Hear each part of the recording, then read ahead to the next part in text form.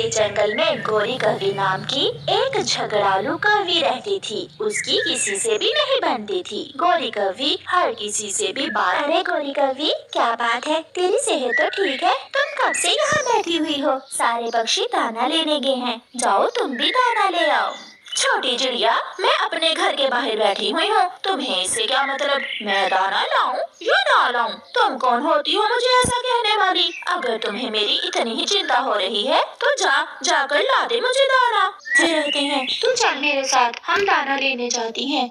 जंगल में गोरी का पति कालू कौवा चिड़िया और हरियाली तोती को मिलता है। कौवे भैया, तुम्हारी पत्नी गोरी कौवी सुबह से घर के बाहर बैठी समय जाया कर रही थी। मैंने उसे समझाना चाहा तो उल्टा उसने मुझसे ही लड़ाई शुरू कर दी। कल गोरी ने मेरे घोंसले से दाना भी चुरा कर खाया था। कालू भैया, आप उसे समझा देना, मेरा मिट्ठू बहुत गुस्से वाला है। अगर फिर वो हमारे घोंसले की तरफ आई तो बात बढ़ जाएगी। क्या करूं चिड़िया और हरियाली तोती, मैं भी अपनी पत्नी गोरी कौवी की इन हरकतों की वजह से बहुत तंग हूँ। दादी होगी उसे सुंदर चिड़िया ने मेरी शिकायत तुमसे। अपने पीले पंख दिखा दिखा कर जब वो तुमसे बातें करती है तो बुरी लगती है वो मुझे।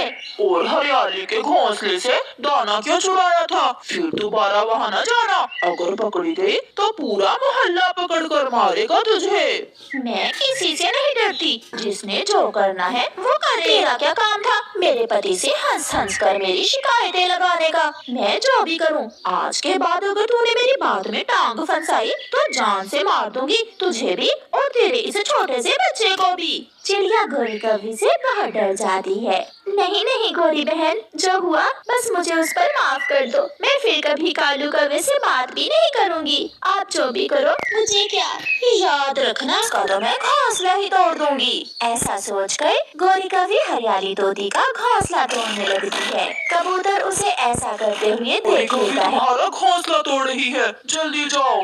तोता और तोती समय जाया किए बिना जल्दी से वहाँ से भागते हैं।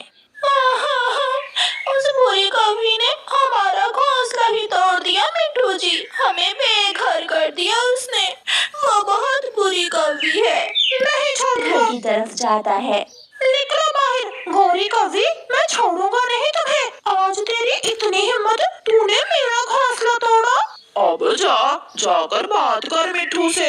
शर्म करो कालू, मामा पक्षी थोड़ा मर्दों से बातें करती है। तुम जाओ और जाकर चोंच तोड़ दो उस मिट्ठू के बच्चे की। बुरे काम तुम करो और लड़ाई मैं करूं, मुझसे नहीं होगा अब ये सब। कालू कौवा बाहर जाता है।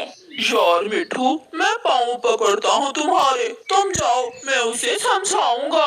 कालू का घर तोड़ देने से तुम्हारा घोंसला थोड़ी बन जाएगा। मैं मदद करूंगा तुम्हारी, मैं कर देता है और वहाँ से चला जाता है।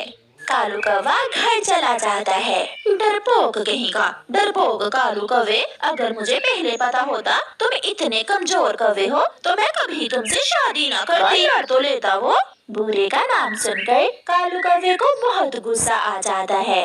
निकलो निकलो मेरे घर से, अभी के अभी निकलो। कालू कौवा एक डंडा उठाकर बिल्ली के पंख पर मारता है। मैं चुप हूँ और तुम होके बढ़ती ही चली जा रही हो। जाओ और अब जाकर बुरे कौवे के घर में ही रहो। कालू, अब पंख ना उठाना, अगर अब उठाया तो मैं भी मारूंगी तुम्हें। तू निकल इस घर से, मैं तुम्हें अब इस घर में नहीं रखूंगा। धक्के दे देकर कालू कौवा गोरी को घर से निकाल देता है। फिर अपने पड़ोसी बुरे कौवे के घर जाती है। वो दरवाजे पर दस्तक देती है। अंदर से बुरे कौवे की पत्नी निकलती है। कौन है जी आप?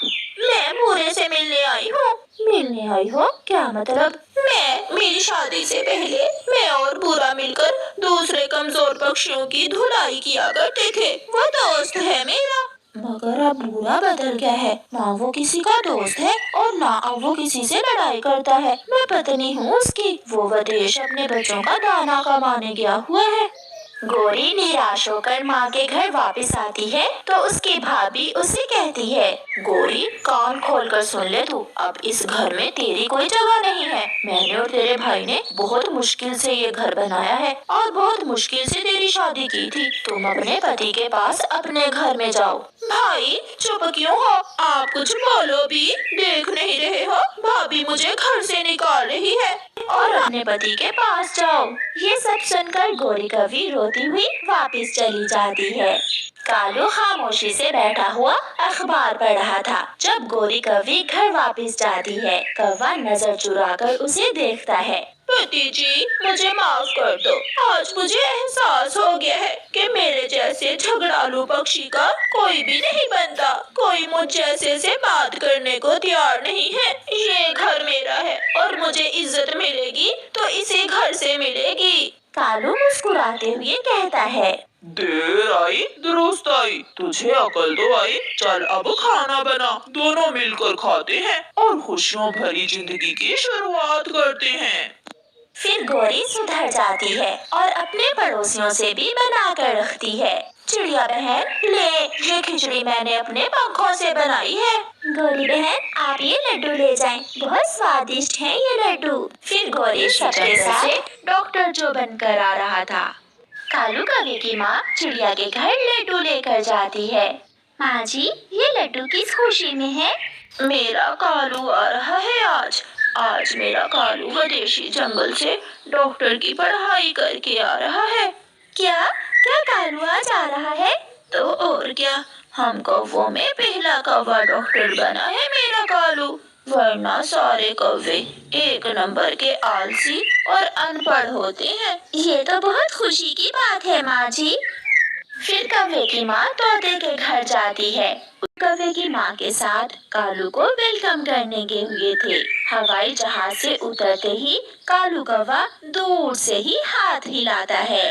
ना मेरे पास ना आना, कीटाणु लग जाएंगे, मुझसे दूर रहना। कालू बेटा ये सब तुम्हारे दोस्त तुमसे मिलने के लिए ही तो आए हैं। मिल लिया है माँ, मैंने इनसे मिल लिया है। कालू कौवे जब हमारे साथ गंदे तालाब में नहाते थे तब तो कीटाणु नहीं लगते थे तुम्हारे। चार जमाते क्या पढ़ ली, तुम्हारी तो हवा ही खराब होगी। अपना बैग रखता है और ऑटो में बैठकर चला जाता है।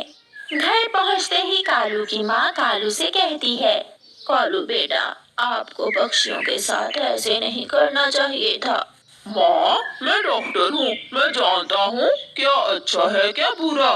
ये गरीब पक्षी बहुत गंदे होते हैं। कमरे में जाकर लेट जाता है। कालू जी अब पता चलेगा कि तू कैसे डॉक्टर बनता है इन पक्षियों के सामने।